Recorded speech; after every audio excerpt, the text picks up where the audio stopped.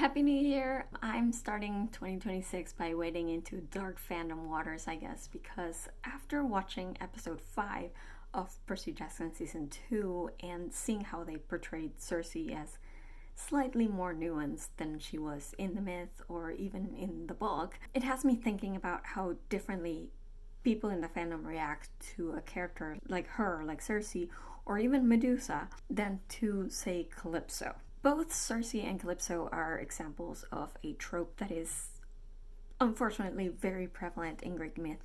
The evil, witchy temptress that seduces heroes and distracts them from their righteous legendary quests. Now, we all know this trope is born out of misogyny, and there have been efforts in the past few decades to portray these female characters as more nuanced, stronger, more relatable than they are in the myths.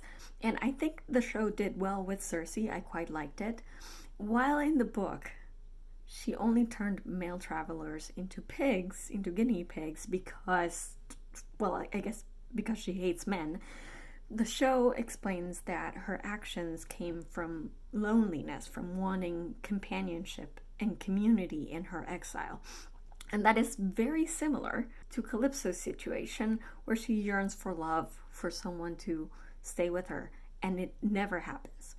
They are both victims in that sense, forced into this rather cruel punishment of exile and solitude. This is where the similarities end, however, because while Circe is a victim, the way that she goes about dealing with her pain is by victimizing other people. She traps and manipulates visitors into staying with her at the spa to assuage her loneliness. Even with all the extra nuance she's given in this portrayal, she still, on her own, decides to do the wrong thing. It's the same with Medusa. The victim chooses to be a perpetrator. These versions of the characters are more feminist and progressive in the sense that they are more nuanced, narratively stronger, but they're still at their core not someone we should like or root for. This is getting a bit long, so I'll split it in two. I'll see you guys on the next short.